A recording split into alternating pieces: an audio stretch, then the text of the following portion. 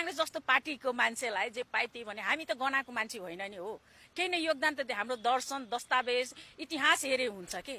नेपाली कांग्रेसकी माननीय ज्यूले आफूहरू मङमङती बसाएको रासपा गनाएको भन्ने खालको प्रतिक्रिया त्यहाँ दिइरहनु भएको छ। अब यदि म त्यो संसदभित्र पुग्थे खाडीमा नभएर भने हिजो मैले सोध्ने थिएँ, सम्माननीय सभामुख महोदय हामीलाई गनाएको भन्ने माननीय ज्यूलाई म सोध्न चाहन्छु। माननीय ज्यू इटा भट्टामा हाल्ने को?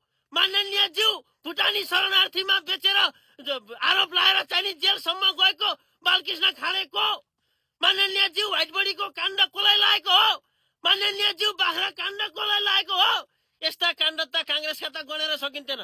Sir sir sir sir sir sir म त्यहाँ गनाइदिन्थे। अनि तपाईँ चाहिँ मङमङती बसाएको नसम्झिनुहोस् है। ची ची ची ची ची ची डुङ डुङती सिनो गनाए चाहिँ गना हो। बनाउन त कुरा हेर्नुहुन्छ, अझ मजाले बसा छु भन्नुहुन्छ यार। यत्रा काण्डका बाउलिनु भएको छ तपाईँहरू। तपाईँहरूको पार्टी कांग्रेसमा कोही बाँकी छ त? बालकृष्ण खाडेले भुटानी शरणार्थीमा नाम निकालेको होइन है? यामा हो जे पाइ बोल्दिनी पताइदिन्छन् त जनताले। अनि हामी बसाएको भन्यो भने पताउन्न नि माननीय ज्यू।